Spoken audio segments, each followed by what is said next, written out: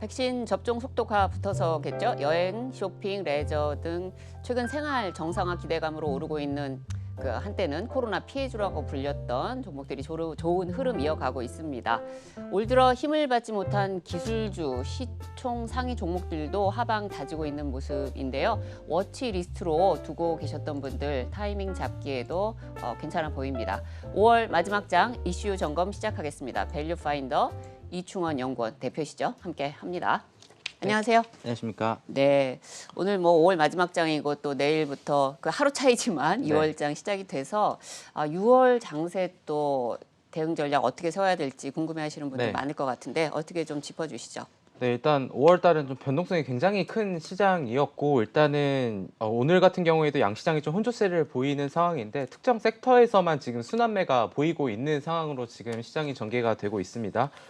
바이든 대통령의 부양책도 이제 시장에서는 크게 좋은 걸로 반응을 하지 않는 모습이고 사실 최근에 코스피뿐만이 아니라 글로벌 시장도 보시게 되면은 1, 2%대 이상의 상승과 하락이 크게 나오고 있지 않은 모습인 게 좀 그런 거를 반증해주는 모습이 아닐까라고 보고 있고 여기에서 좀 테이퍼링에 대한 언급도 계속되고 있는 상황이고 JP 모건에서는 우리나라가 이제 올해 같은 9월이나 12월 사이에 기준금리를 인상하지 않겠냐라는 좀 유력하다라는 좀 얘기도 나오고 있는 상황이고 한때는 이제 돈복사라고 불리면서 2030뿐만이 아니라 투자자들을 다 끌어들였었던 암호화폐 시장도 최근에 고점 대비해서 거의 50% 가까이 지금 하락을 해 있는 국면이기 때문에 전반적으로 지금 유동성이 많이 줄어들고 있는 모습이라고 좀 보시면 될 것 같습니다. 그래서 일단은 6월 장세를 보게 되면은 사실 오늘 같은 경우에 이제 앵커님이 말씀해 주신 것처럼 여행이나 뭐 백화점, 카지노, 면세점, 경제 정상화에 대한 관련주들이 일제히 상승을 하고 있는데 사실 이거는 제가 봤을 때는 언제 이런 것들이 끝이 올까라고 봤을 때는 집단 면역이 계속해서 형성이 되고 이제는 다 마스크를 벗고 다녀도 될 때가 나왔을 때 그때가 아마 계속해서 좀 꼭지 부분이 아닐까라고 좀 생각을 하고 있습니다. 그래서 좀 이런 부분들 5월과 마찬가지로 6월 달에도 역사적인 통계를 보면은 하락했던 경우가 좀 더 많다라는 이런 좀 통계가 있으니까 그 부분을 참고하시되 대신 지금은 약간 덤비는 시장보다는 조금은 이제 안정화를 조금은 이제 리스크를 조금은 덜 감수하는 포트폴리오를 운영하는 게 지금 상황에서는 제일 괜찮은 전략이 아닐까라고 보고 있습니다. 네, 그러면은 오늘 장에서 이충원 대표가 생각하시는 뭐 주목해볼 이슈는 뭐로 잡고 계십니까? 일단은 오늘 준비한 건 첫 번째는 디지털 화폐 관련된 종목들인데요. 일단은 최근에 암호화폐 시장하고 디지털 화폐 이 부분에 대해서 일단은 가장 큰 차이점을 보게 되면은 일단은 우리가 알고 있는 뭐 비트코인이나 이런 암호화폐는 민간에서 운영합니다. 주체가 이제 민간이 운영을 하는 거고 CBDC 같은 경우에는 국가가 운영을 하는 거다라고 봤을 때 그게 가장 큰 차이라고 보시면 됩니다. 일단 지난주에 있었던 5월달 금융통화위원회에서 눈길을 끌었던 점 중에 하나가 이주열 총재가 CBDC에 대한 도입 필요성에 대한 언급을 하면서 관련주들이 또 한 번 또 상승하는 모습들이 나왔습니다. 일각에서는 이제 우리나라에서만 뿐만이 아니라 8월 달에 미국에서 잭슨홀 미팅이 있는데 거기에서 의제로 또 나올 수 있다라는 얘기가 나오면서 우리나라 관련주들이 좀 계속해서 부각을 받고 있는 상황인데요. 한국은행도 9월 이후부터 공론화에 들어갈 수 있다라고 하면서 좀 관련 개발 기업에 관련된 뭐 투자라든가 이런 부분들도 지금 업계에서는 충분히 얘기가 나오고 있는 상황입니다. 그리고 이제 중국이 이제 암호화폐를 규제를 한다라고 해서 비트코인과 비롯한 뭐 알트 관련 이런 암호화폐들이 크게 하락을 했었는데 결국은 그거죠. 디지털 화폐를 하는데 결국 이런 주권, 화폐에 대한 주권들을 결국 민간인이나 이런 주체들한테는 넘겨주기가 싫다라는 거죠. 그러면 결국은 다시 디지털 화폐 쪽으로 수요가 몰린다라고 하면은 제가 이런 암호화폐에 대한 시장에 말씀을 드리는 이유가 사실 비트코인 시장이 상승을 했을 때는 증시 자금이 빠져서 이쪽으로 갔고요. 반대로 이쪽이 하락을 할 때는 약간 풍선 효과처럼 왔다 갔다 했던 모습들이 보였기 때문에 좀 이런 부분들을 좀 봐야 될 것 같고 마지막으로 좀 흥미로웠던 점은 국제금융센터 자료에 따르면은 국제결제은행이라고 뭐 우리가 BIS 비율이라고 이제 은행 관련된 재무제표 볼 때 나오는 용어가 있는데 그 국제결제은행에 따르면은 65개국을 조사했는데 86%가 CBDC 관련해 가지고 지금 프로젝트를 진행 중이다라는 얘기가 나온 만큼 이게 단순히 우리나라에서만 이슈가 되는 게 아니라 전 세계에서 지금 CBDC에 관련된 좀 주목을 하고 있다라고 좀 보시면 좋을 것 같습니다. 사실 뭐 디지털 화폐랑 암호화폐는 철저히 사실 분리해서 봐야 될 것 같아요. 이제 기술적인 그 백그라운드야 어떤 물론 겹치는 부분이 있다 하더라도 네. 지금 오늘 주제인 디지털 화폐 같은 경우는 이제 정부 차원에서 그 글로벌리 그 모든 나라에서 이제 정부 차원에서 화폐를 디지털화하겠다라는 그 맥락인 거잖아요. 네. 그렇게 봤을 때 뭐랄까 이건 그냥 가는 길이라고 이제 확정적이다라고 보면 될 것 같은데 네. 실제로 암호화폐 관련주, 디지털 화폐 관련주라고 할 때 확연히 다르다고 봐야 되겠죠. 네, 좀 다르다고 봐야 될 것 같고 사실 지금 상황에서 뭐 CBDC 관련주부터 먼저 말씀을 그럴까요? 드리면은 네, 뭐 KCT라던가 로지시스, 뭐 한네트, 한국컴퓨터, 누리플렉스 등이 있고 K사안이 있는데 오늘 같은 경우에는 누리플렉스가 이제 라인하고 이런 협약을 체결했다 해가지고 관련돼서 좀 급등하는 모습들이 나왔고 K사인 같은 경우에는 제가 알기로 좀 자회사가 지문 인증 암호화폐 뭐 하드웨어 지갑을 또 개발한 네. 적이 있다라는 얘기들이 나오면서 오늘 이제 누리플렉스가 지금은 좀 시장에서 최근에 좀 가장 핫했던 종목이 아닐까라고 좀 보고 있고 근데 이게 핫했던 게 며칠 되지 않았습니다. 5월 27일에 상한가가 나오고 지금 이틀 연속 음봉이 나오고 있긴 하지만 그리고 주가가 결국 3일 만에 40% 가까이 상승을 했으니까 아까 제가 초반에 말씀드렸던 시황 점검에서 말씀드린 것처럼 특정 섹터에 계속해서 지금 자금이 이렇게 돌아다닌다, 순환매가 나오고 있다라고 하는 게 결국은 우리나라뿐만이 아니라 전 세계적에서 관심 있는 관련주에 지금 또 자금이 이렇게 돌아오고 있는 게 아닐까라고 좀 보고 있습니다. 어차피 선진국에서 좀 하는 부분들이 좀 있을 텐데 네. 지금 구간에서 디지털 화폐, 이 기축통화와의 싸움이 좀 일어날 걸로 좀 보여지고 있는데 그 부분은 어떻게 좀 바라보세요? 사실 그것만 놓고 보면은 사실 달러의 그 아성을 위협하기엔 정말 쉽지가 않은데 대신 디지털 화폐라는 게 최근에 이제 연준에서도 얘기가 나왔었던 만큼 결국은 지금 상황에서 달러뿐만이 아니라 디지털 화폐까지도 이제 미국이 그 선두권을 가져가겠다라는 그렇죠. 의미로 좀 보시면 될 것 같아요. 그래서 뭐 디지털 화폐가 성장할수록 이런 달러 같은 기축 통화가 무너지게 될까 이런 얘기들이 나오고 있지만 사실 미국의 입장에서 보게 되면은 결국 달러도 그렇게 딱 손을 놓을 그런 기축 통화의 그런 위험이 있기 때문에 제 생각에는 그럴 것 같지는 않고 결국은 디지털 화폐가 발전해 나갈수록 약간 제 생각에는 약간 그 상대로 보는 건 암호화폐인 것 같아요. 아까도 말씀드렸던 것처럼 민간이 주체가 되다 보니까 그거를 네. 이제 국가적 차원에서 조금은 이제 눌러보겠다라는 취지가 아닐까라는 생각에서 그래서 지금 뭐 달러의 가치가 그렇게 뭐 훼손될 것 같지는 않다라는 생각이 들고 있고 반대로 또 비트코인이 하락을 하니까 금 가격도 상승하는 모습들이 나오는 게 결국은 그런 기존에 우리가 알고 있는 이런 안전자산에 대한 부분들이 결국은 시장에서도 그 부분을 쉽게 암호화폐에 넘겨주진 않는다라고 좀 반응하고 있다 이렇게 보시면 될 것 같습니다. 네. 뭐 최근 들어서 어떻게 보면 이제 뭐 테마성으로 순환매들이 좀 돌아가고 있는데 정부 정책에 반하지 말라 이런 이야기가 좀 있잖아요. 네. 오늘 가지고 오신 이슈도 디지털 화폐 CDBC 관련해서 가져왔고 최근에 또 움직이는 섹터를 보면 메타버스가 상당히 또 강하게 움직여주고 있고 네. 그리고 또 신재생 에너지 관련해서 원전 관련해서도 좀 움직여주고 있잖아요. 네. 이쪽 테마 섹터 관련해서는 지금 CDBC가 좀 더 강할 것으로 보고 계세요? 어떻게 좀 보고 계세요? 사실 이런 것들은 참 이런 말하기 좀 그렇지만 정말 예상하기가 너무 힘든 영역이에요. 특히나 뭐 사실 이제 방송하기 전에도 이제 앵커님께서 저한테 알려주신 게 정말 제가 아까 말씀드렸던 종목들이 관련이 있냐라는 거죠. 그런 관련들을 봤을 때 사실 관련이 없는 기업들도 있지만 약간 예전에 있었던 이력들 이런 것들이 부각되면서 상승하는 게 많아요. 그래서 뭔가 실체를 찾는다기보다는 결국은 주식의 모든 경제 이론의 전제는 이제 수요와 공급인데 주식도 마찬가지잖아요. 아무리 이거죠. 난 적자 기업을 안 사라고 하는 사람도 결국에는 어떤 바이오 같은 특정 종목이 만약에 적자여도 그 종목이 크게 상승하는 이유는 결국은 이제 수요가 많기 때문에 올라가는 거잖아요. 그런 측면에 있어서 이렇게 약간 테마성 이슈로 붙어가는 이런 섹터의 상승을 예측하는 거는 정말 쉽지가 않지만 이런 것들은 결국은 지금 대형주들이 오늘 같은 경우에도 많이 지금 힘을 못 쓰고 있죠. 특히 삼성 SDI 같은 경우에는 또 목표가 이런 지금 현재가보다 낮은 외국계 레포트가 나오니까 이렇게 무너지는 모습들이 나오고 있는 걸 보면은 대형주가 오히려 못 가게 되면은 이런 특정 섹터가 더 상승할 가능성이 네. 높고 반대급부로 다시 한번 이제 대형주 위주로 외국인 투자자들이 돌아온다라고 하면은 이런 섹터는 좀 더 약해질 수밖에 없는 풍선 효과의 시장이다라고 보고 있습니다. 자, 그러면은 좀 이제 암호화폐는 옆에 우리가 이제 코인이라고도 부르고 가상화폐라고도 부르고 요즘 뭐 이렇게 네. 이런 플랫폼에서 거래하시는 그거는 좀 옆에 두고 네. 그 이제 정부 차원의 이제 디지털 화폐라는 거에 좀 포커싱을 놓고 봤을 네. 때 이 관련 뭐 종목들 좀 하나하나 어떤 면에서 이게 관련이 돼 있고 네. 뭐 가능성이 있는지 한번 짚어주시죠. 네, 일단은 최근에 가장 강한 종목들을 보게 되면은 좀 누리플렉스라는 종목이 이제 라인하고 협업 기사가 또 오늘 한번 나왔습니다.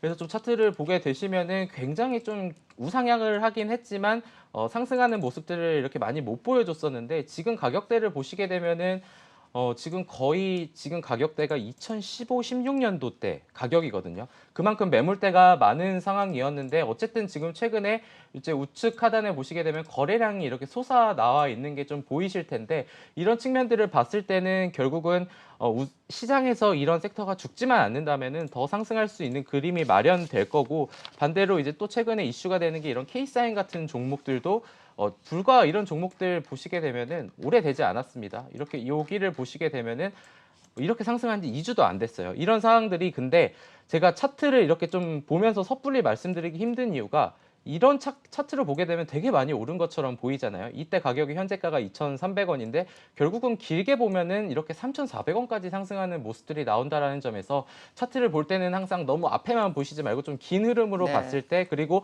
거래량이 동반되고 어떤 모습들이 나오는지를 보게 됐을 때는 어쨌든 지금 디지털 화폐 관련 대장주는 K사인하고 누리플렉스라는 점에서 좀 변동성이 있는데 대장주를 따라가고 싶다라고 하면은 이런 종목을 매매를 하시는 거고 사실 기존의 전통적인 종목들 같은 경우도 이제 뭐 한네트라던가 로지시스 같은 종목들을 또 보게 되면은 최근에 오히려 좀 눌리는 현상들이 많이 나오고 있거든요. 일봉을 네. 보시면 나오겠지만 결국은 이런 말인즉슨 대장주들이 더 가고 있지만 그 아래에 있는 이거는 한네트의 차트라고 보시면 되는데 오히려 3월 달에 고가가 나와서 지금 밀리는 모습들이 나오고 있고 그리고 또 하나 이제 로지시스 같은 종목들도 같은 차트처럼 보일 만큼 똑같은 흐름들이 나오고 있는데 너무 이쪽에 비중을 실어서 매매하는 전략보다는 이런 뉴스, 국가 정책 차원이나 아니면 글로벌 차원에서 나오는 뉴스들을 좀 플로우로 계속 따라가면서 매매를 하시면 좋을 것 같습니다.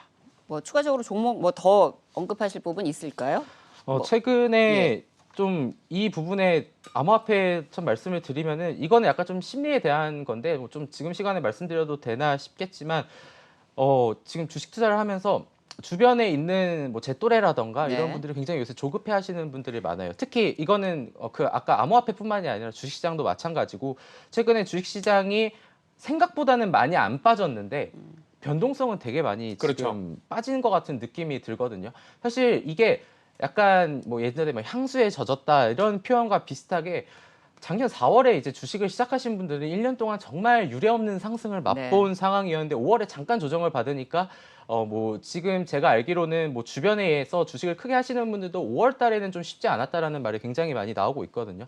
그래서 항상 수익이 날 수는 없다라고 저는 생각을 하고 있는 입장에서 오히려 이런 상황에서 제가 아까 시황 작업 때 잠깐 말씀 못 드리는 거는 저라면은 좀 투트랙 전략을 쓸 것 같아요. 예를 들면은 더 강하게 가는 섹터 아니 거기에서 이제 하나를 택하고 아니면 아까 말씀드렸던 뭐 2차 전지라던가 요새 반도체가 또 못 가고 있는 상황이고 이렇게 조정을 받는 섹터도 같이 받아두면은 결국은 반대급부 현상이 나왔을 때 해지를 할 수 있는 이런 또 기회가 되기 때문에 지금 저는 아까도 말씀드렸지만 덤비는 시장이 아니라 지금은 약간 좀 예측을 하지도 말고 대응을 하는 시장이 맞지 않을까라고 좀 보고 있습니다.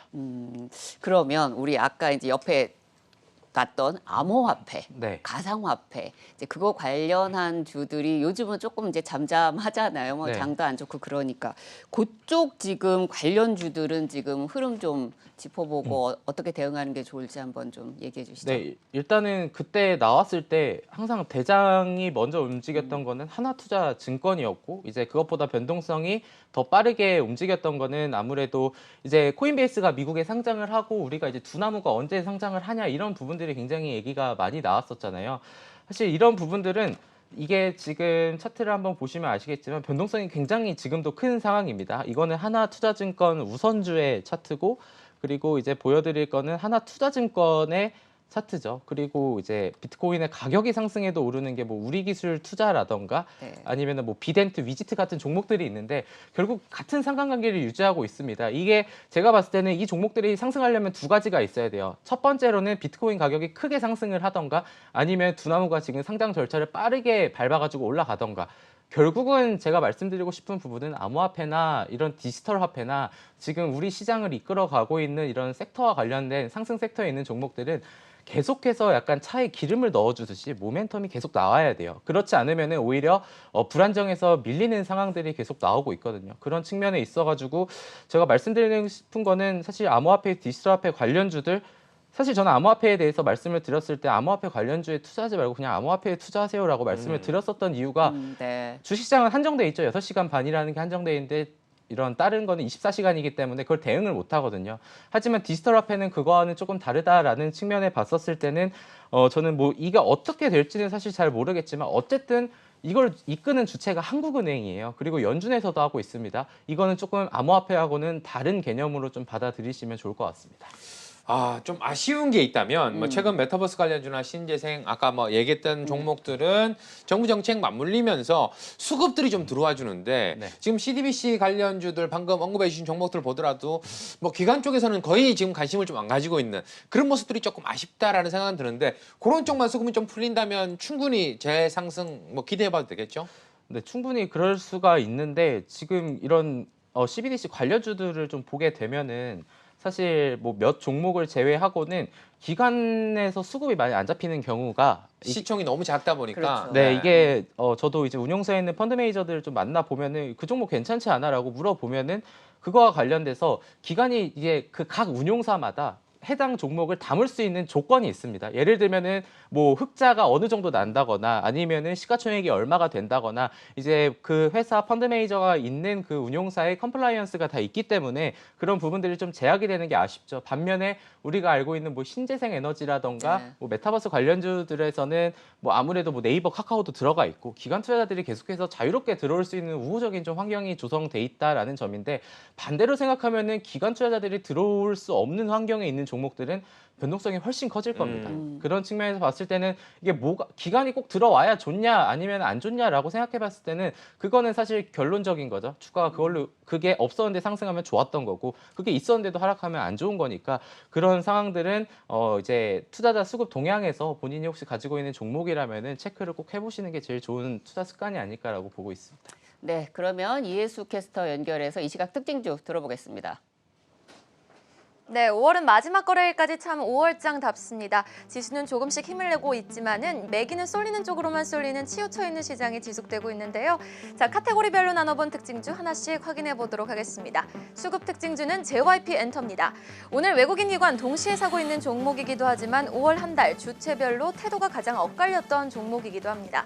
이 개인은 코스닥 기업 중 가장 많이 매도한 기업인 동시에요. 외국인과 연기금은 함께 5월 한 달 800억 원 가까이 매수했습니다. 1분기 실적이 컨센보다 무려 65%나 더 잘 나왔죠. 이에 개인은 차익 실현을 택했고 외국인과 연기금은 2분기에 예고된 있지, 트와이스, 2PM 컴백의 추가적인 주가 상승에 베팅을 한 겁니다. 오늘도 4만 원 선 돌파에 성공하면서 신고가 경신한 가운데 이 밖에 엔터 4사들이 강세를 보이고 있고 영화 관련주도 컨택트주로 묶이며 주가 오름세를 함께 이어가고 있습니다. 자, 그럼 이어서 테마는 컨택트주로 연관된 보복 소비 테마 한번 묶어보도록 하겠습니다. 그동안 억눌러왔던 소비 심리가 확대되면서 내수 경기를 기반으로 한 소비 관련주들의 지속적인 상승 오늘도 이어지고 있습니다. 4월 백화점 또 슈퍼마켓에서 판매된 액수를 집계하는 소매 판매 지수가 통계 집계된 이래 역대 최고 수준을 기록을 한 건데요. 그만큼 서민들의 주머니가 쉽게 열렸다는 지표를 확인하고 오늘 시장에서는 화장품을 비롯해 주류, 하이트 진로 또 일부 의류주, 유통주들이 시장에 추가적인 하락을 제안하고 있습니다. 자, 이슈 종목 스펙주 보겠습니다. 이 스펙주들의 이상 과열 현상이 좀 심상치 않아 보입니다. 이 스펙주는 비상장 기업을 인수하는 것을 목적으로 설립된 페이퍼 컴퍼니라고 생각을 하시면 되는데요. 사실 올해 초 미국 스펙주 열풍이 불었었는데 최근 들어서는 국내 시장 스펙주의 이상 과열 현상이 좀 지속되고 있습니다. 삼성 스펙 2호는 메타버스 전문 기업과 합병을 발표해서 9거래일 연속 빨간불을 켜내고 있고요. 이에 다른 스펙주들의 합병 상장 기대감이 좀 작용된 것으로 풀이되고 있습니다. 삼성 스펙 4호는 6거래일 연속 상한가 기록을 그리고 또 다음 달 IPO를 앞둔 삼성 스펙 5호에 대한 기대감을 더욱더 실려주고 있습니다. 자, 그럼 리포트 종목 OCI 확인해 보도록 하겠습니다. 지난주 상승분을 모두 좀 반납하면서 마무리 지었던 OCI였죠. 분명 시황은 좋아진다는 소식이 있었지만 롤러코스터를 탔던 지난주 움직임에 주주분들은 좀 걱정이 많으셨을 것 같은데요. 오늘 유진투자증권에서 목표가 상향 조정하는 리포트가 나왔습니다. 이 태양광 수요의 폭발적인 증가와 폴리실리콘 강세에 따라 올해 영업이익 흑자 전환을 예상한다는 내용의 리포트가 나오면서 목표가 18만 원을 제시했습니다. 자, 그럼 이렇게 네 종목 중 이충원 대표님이 보시기에는 오늘 들어봐야 할 매매 전략 어떤 종목일까요? 일단 최근에 좀 엔터주가 이슈를 많이 끌고 있어가지고 좀 JYP 엔터랑 전반적으로 엔터와 관련된 종목들을 보게 되면은 우리가 잘 알고 있는 거는 딱 네 개죠. 지금 화면에도 나가겠지만 JYP랑 YG랑 SM이랑 뭐 이제 구 빅히트인 하이브가 되겠는데 최근에 관련된 소속사의 가수들뿐만이 아니라 그게 없더라도 각자 회사의 모든 이슈가 다 하나씩 있는 게 특징적이에요. 하이브 같은 경우에는 뭐 이제 BTS가 또 한 번 이제 엄청난 수상을 했고, 그리고 JYP 같은 경우에는 뭐 최근에 이제 니주나 뭐 이런 지금 소속사 연예인들이 굉장히 좋은 활동을 하고 있고, YG 같은 경우에는 뭐 보이그룹인 트레저, 그리고 뭐 이제 블랙핑크뿐만이 아니라 계속해서 좋은 얘기들이 나오면서 최근에 JYP 엔터 수급을 보면은 거의 뭐 하루에 뭐 10만 주, 20만 주씩 지금 매수세가 들어오고 있는 상황인 거고, 그리고 마지막으로 이제 하나 빠뜨릴 수가 없는 게 이제 SM이 될 텐데, SM 같은 경우에는 지금 이제 지분 매각에 대한 이슈가 나오면서, 그리고 이제 1분기에 엄청난 이제 어닝 서프라이즈가 나오면서 같이 주가가 크게 상승을 하고 있다라는 점을 봤을 때 이게 엔터가 사실 예전에 언택트와 컨택트의 되게 가운데에 있어가지고 애매한 위치에 있었거든요.